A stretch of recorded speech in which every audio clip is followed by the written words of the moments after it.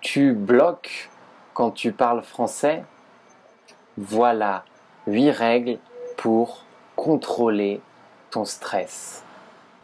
Certaines personnes peuvent avoir directement des conversations en langue étrangère avec peu de vocabulaire et beaucoup de confiance, beaucoup d'enthousiasme, de gestes.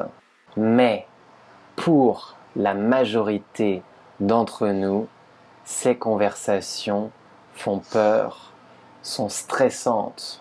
Donc, ce n'est pas juste une question de ton niveau de français, de grammaire, de vocabulaire ou de prononciation. C'est aussi une question émotionnelle, psychologique. Voici 8 règles pour contrôler ton stress.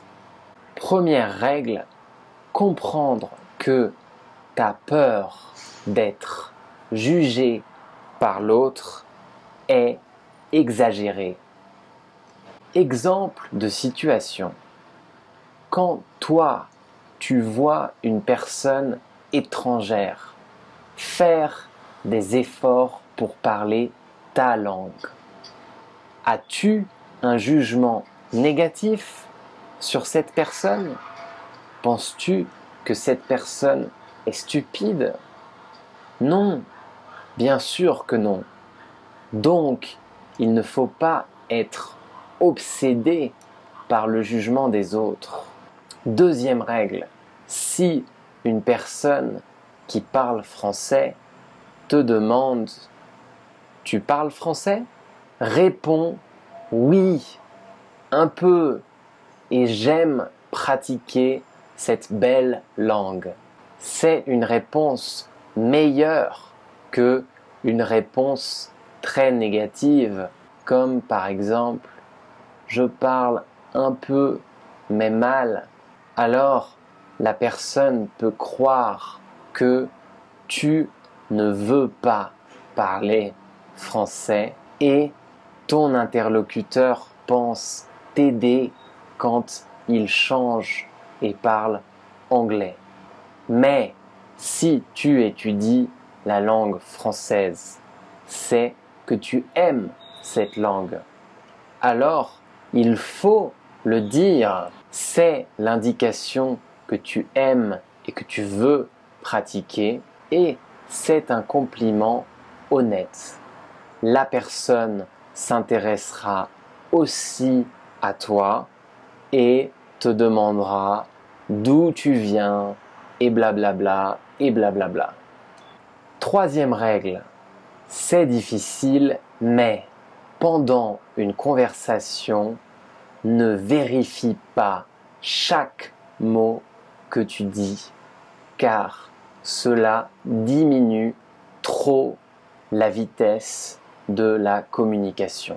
C'est mieux pour ton partenaire de communication si tu continues la conversation fluide et que tu fais une petite erreur de conjugaison.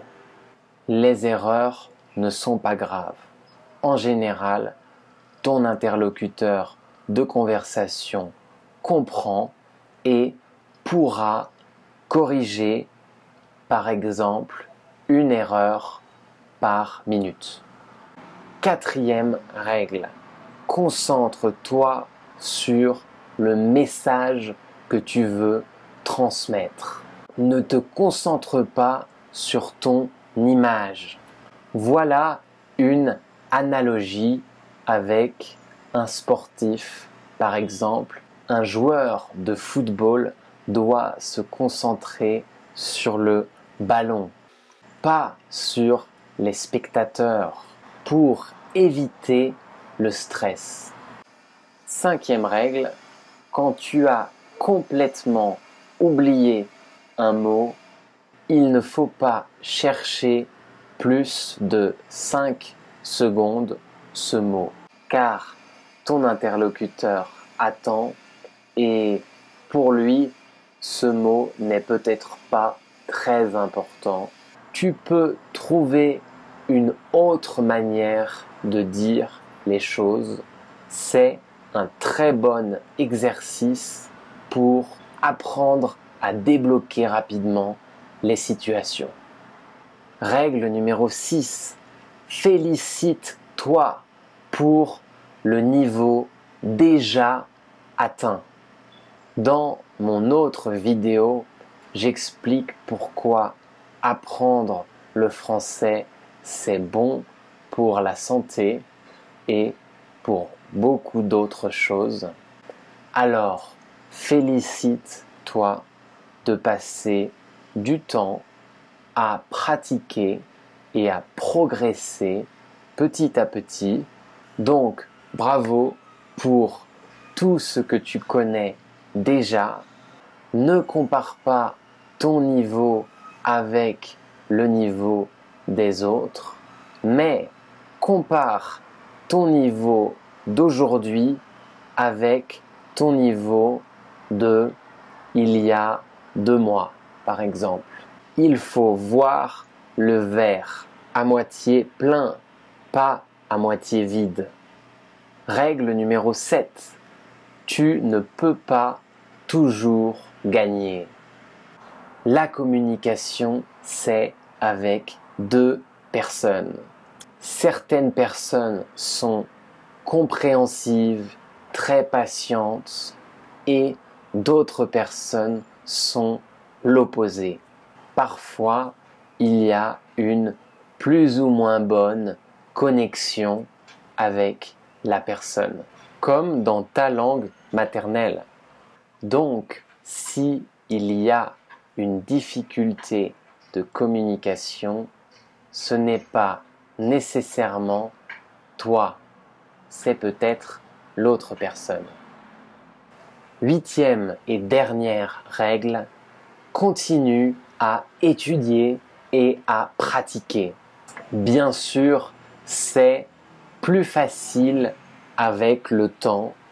Ton expérience et ton niveau continuent à augmenter. Alors, pratique la conversation quand c'est possible et seul, tu peux pratiquer l'écoute. Écoute, écoute et écoute. Voilà un bon objectif pour toi. Dans ta prochaine conversation avec un francophone, tu vas essayer de parler quelques secondes de plus que la dernière fois. Voilà, j'espère que cette vidéo va t'aider et de toute façon, écouter cette vidéo, c'est pratiquer l'écoute, donc c'est bien.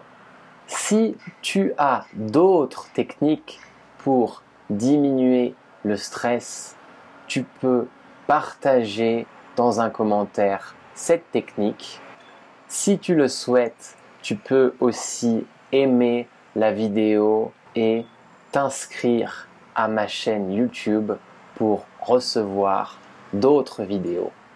Voilà, alors à la prochaine.